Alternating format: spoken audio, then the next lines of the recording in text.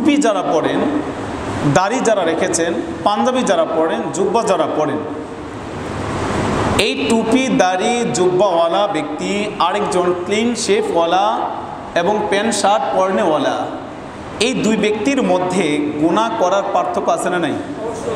আছে না? আপনার শরীরের মধ্যে কিছু কিছু দলিল, এই দলিলগুলো আপনাকে এমন পাওয়ার আল্লাহ তাআলা দিয়েছেন, এই জিনিসগুলো আপনাকে গুনার কাজ থেকে আপনাকে বিরত রাখবে। টুপি তো সাধারণ একটা কাপড়, 5 টাকা টুপি পাওয়া যায়। ইজতেমার মাঠে যখন যাবেন 5 টাকা দিয়েও টুপি পাওয়া যায়। অথচ টুপির কত পাওয়ার! মানুষকে ওয়াজ নসিহত করে মানুষকে গুনাহ থেকে ফেরানো যায় না। যখন কোনো আল্লাহর বান্দা এই টুপিটা যখন মাথায় পড়ে, তখন এই টুপি তাকে পাহারা দিতে থাকে। সুবহানাল্লাহ!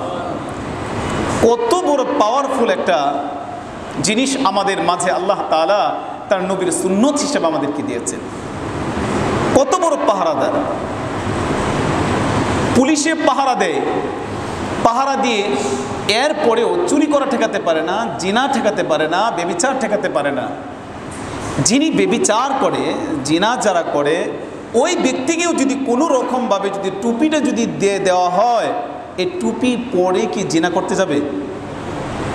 তো পুলিশে পারলো না, মানে যত গোয়েন্দা সংস্থা যা আছে কেউ তাদেরকে পারে না। অথচ সাধারণ একটা টুপি যখন মাথায় দিল, এই টুপি নিয়ে সে এই কুকর্ম, এই আকাম সে করতে পারে না।